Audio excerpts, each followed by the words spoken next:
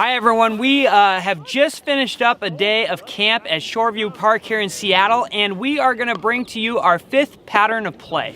Yep, and this pattern of play is when you get lobbed, but you get a really super high lob, a kind of lob that you'll get outdoors a lot. When that ball is up really high, a good play is to let that ball bounce because it's tough to hit that ball out of the air. So the play we're going to work on is you're going to call mine, you're going to let that ball bounce, but you're going to communicate to your partner. You're going to say up, middle, and they're going to move up to the court, into the middle, and they're going to get down, and you're going to play that overhead right over their head. A few reasons why you would do this is because when you bounce the ball to hit an overhead, on the other side, your opponents, they have to freeze. It takes a while for a ball to bounce and then rise again when somebody hits that overhead. So everybody kind of stands still for that split second.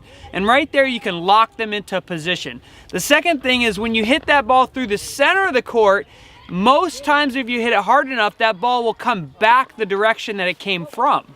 Yep, and your partner's up in the middle. They're going to pop up once that ball goes over their head, and they're going to play I formation and look to take that next ball and put it away as a volley winner. So in these examples, this is one of our teams that we did on a regular day's practice. We went ahead and filmed them running some of these plays, and you're going to see as they bounce that ball and they smash it down the center of the court how aggressive the net player is. And that is a key to this. The net player has to be extremely aggressive. They have to have a mindset that I am going to get the very next ball hit. Yep, and the player that hits the overhead is going to stay kind of in the center and see what happens to the net player. If the net player moves to the right to get the volley, they'll slide back to the left. If they hit it to the left, they'll move to the right. And if they pop up another lob, they maybe run that play again and play it out in front of them again. Right, so if you're the net player that's getting down, here's something you need to think about. You want to bring your eyes to the level of the net. So as you draw down and you start looking at the top of the net, the tape that goes across the net, that will bring you low enough so they can pass the ball right over your head. Also, you want to think about the split step. So as that ball travels over your head and then your opponents get ready to hit, as you can see here, you're going to jump up, you're going to split, and you're going to get ready to move. Yep, and you're just going for that next ball. You're in the center of the court because a lot of times it'll come right to you, but a lot of times it'll be close enough that you can cross either right or left and pick off that volley and put it away. All right, so tell us again, why would you run this play over a regular just hitting the overhead and smashing the ball? It's more of a setup play because it's such a tough shot. You're letting that ball bounce. It's so high in the air that you're really not trying to hit a winner from this shot. It's a setup.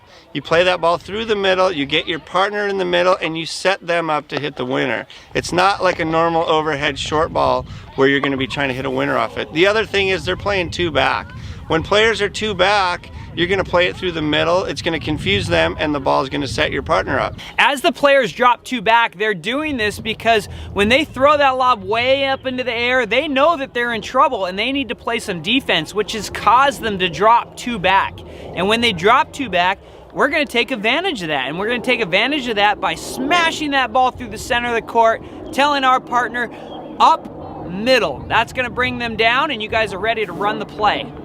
And remember, when that high lob comes through the middle, one of you has to take the initiative and say mine really fast. Yeah. And say to your partner up in middle so they have their role, they're moving up and you're taking the overhead. When we ran this play, we noticed sometimes they took too long to call the shot and they kind of didn't know who would take it and they couldn't get that other player up in the middle fast enough. So whoever it is, do it fast and get your play in place and move them up there to the middle.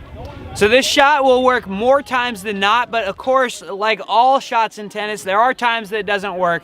But continue to try it, continue to use it, because when it does become effective, it is so difficult for those baseliners to keep the ball out of the center of the court because the power of the overhead is just so strong, and they're just trying to play a ball back. They're just trying to get one more ball back. And now you've got your partner set up in a position to basically dominate the net. In doubles, you learn how to play with each other, and you don't just have two singles players playing out there. You guys are playing as a team. You need to know what you guys are doing as a team, and you need to be communicating as well. Exactly. You're utilizing your partner. All these plays are about setting your partner up, and this is another way to do it off a tough high lob.